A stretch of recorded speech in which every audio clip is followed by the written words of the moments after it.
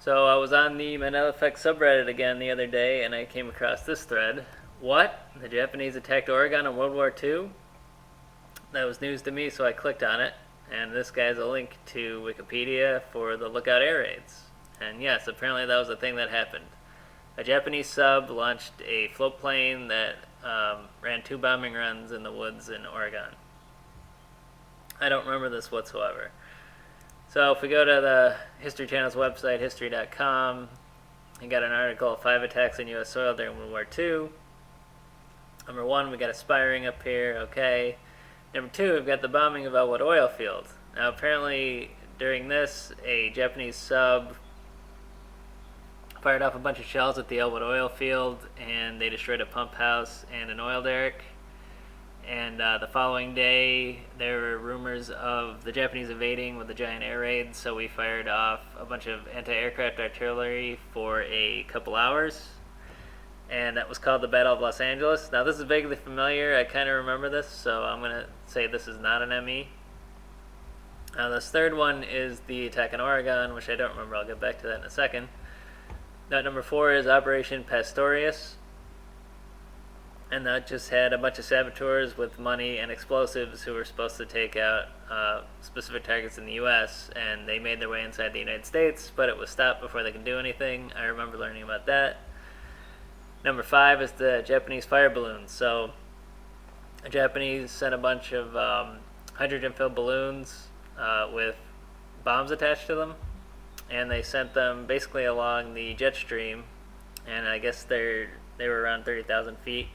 And they were supposed to explode when they reached the U.S. mainland. And according to this article, only 350 made it, and there was only 1 casualty, a pregnant woman and 5 children died. And I do remember learning about these, so that was definitely in the history books, or the textbooks in school. But I do not remember the Oregon bombing. So apparently in June of 1942, it was kind of a similar scenario to the Elwood oil field scenario, where a Japanese sub surfaced at night apparently and fired 17 shells at Fort Stevens. Fort Stevens made a decision to not fire back so that they wouldn't give away their position since it was nighttime, and that paid off. After firing the 17 shells, the Japanese sub resubmerged and left. And apparently the fort didn't suffer any damage. It says here a nearby baseball field bore the brunt of the damage. But later in September, that same sub came back, and this time it fired a float plane, which looks kind of like this. They launched a float plane that had 2 bombs on it, and it made a bombing run into the woods in Oregon, and apparently tried to start a forest fire, and then it went back to the sub and ran a second run with 2 more bombs. And it was going to do a third run because the sub had 6 bombs on it, but apparently weather didn't permit that. So yeah, that was an actual attack on the U.S. mainland during World War II.